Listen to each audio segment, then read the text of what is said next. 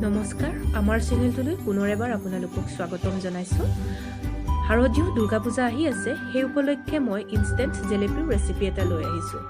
দুৰ্গা পূজা বুলি ক'লে আসলতে জেলেপিৰ কথা মনত পৰে নহয় জানো মই এই জেলেপি কেনেকৈনো বনালো ভিডিঅটো সম্পূৰ্ণৰূপে চাই থাকক জেলেপি বনাবলৈ 1 কাপ ময়দা লৈ লৈছো 3 চামুচ দৈ Assamese কৰ্ণফ্লোৰ লৈছো ইয়াৰ হলনি আপোনালোকে সুজি নাইবা পিঠাগুৰি ল'ব পাৰে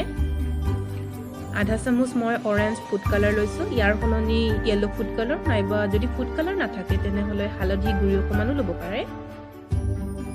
তাৰ পিছত মই লৈছো ইয়াত আধা চামুচ বেকিং পাউডাৰ চাসনি বনাবলৈ 2 কাপ মই চেনি লৈ লৈছো সৰু কাপেৰে আৰু ইয়াৰ আধা মানে 1 কাপ মই পানী লৈ লম ডাঙৰ বাউলটাত ময়দাখিনি দি লম তাৰ পিছত কৰ্ণফ্লোৰখিনি যোগ কৰি দিছো বেকিং পাউডাৰখিনি আৰু এতিয়া এখিনি আমি ভালকৈ মিক্স কৰি লম মিক্স হোৱাৰ পিছত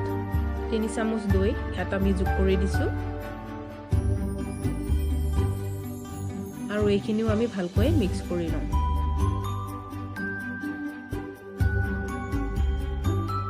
মিক্স কৰা হৈ গৈছে এতিয়া আমি আধা কাপ পানী লৈ লৈছো কিন্তু পানী আমি প্ৰথমে অলপ অলপকৈ দি লম গোটেইখিনি পানী একেলগে দি নলব আৰু এইখিনি আমি এতিয়া অলপ মিক্স কৰি লৈছো আৰু অলপ পানী দি লৈছো পানীৰ পৰিমাণটো আসলতে আপোনালোকে চাই লব আৰু এইখিনি আমি গোটেই মিক্স কৰি লম এনেকৈ আমি জিলাপিৰ বেটাৰখিনি ৰেডি কৰি লৈছো চাই লব আসলতে বেছি ডাঠু হ'ব না লাগে আৰু বেছি পাতলু হ'ব না লাগে কনসিস্টেন্সিটো এনেকৈ হ'ব লাগিব আৰু হেখত মই ফুড কালাৰখিনি দিছো আৰু এইখিনিও আমি মিক্স কৰি লম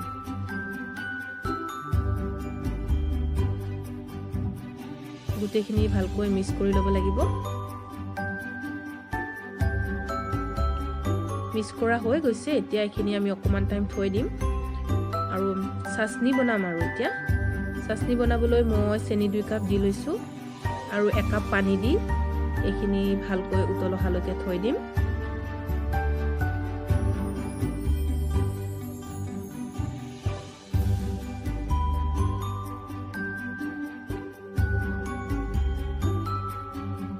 এয়া উতল আহিছে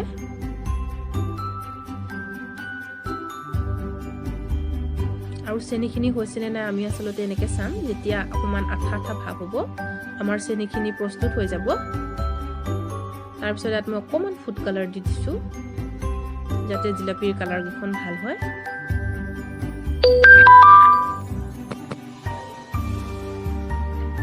জিলাপিৰ ভিতৰটো ভৰাবলৈ মই এনেকুৱা এটা পাইপিং বেগ লৈ লৈছো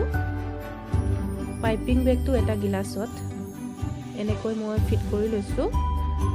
যাতে বেটাৰখিনি আমি ভালকৈ ভৰাই ল'ব পাৰো তাৰ পিছত বেটাৰৰ আধা মই ভৰাই দিছো পাইপিং বেগৰ ভিতৰত গোটেইখিনি একেবাৰে দি নলব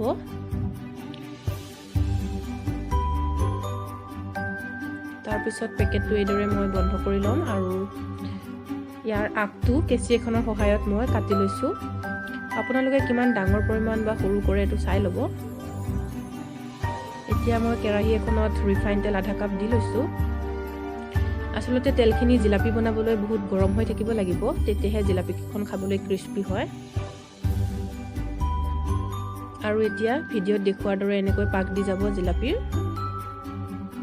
ফাক ফাককৈ দিব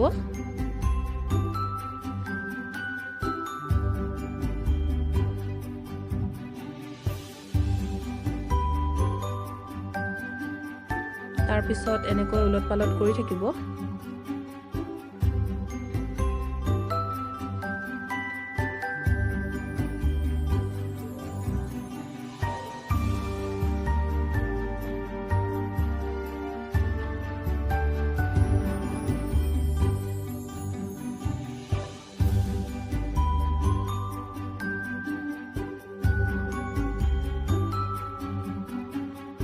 এনেকৈ দুবাৰমান উলট পালট কৰাৰ পিছত আমাৰ জিলাপিকেইখন হৈ যাব আৰু চাচনিত আমি 5 পৰা 6 ছেকেণ্ডৰ কাৰণে আমি থৈ দিম। বেছি টাইম ভৰাই থৈ নিদিব, নহ'লে পাতল হৈ যাব জিলাপিকেইখন।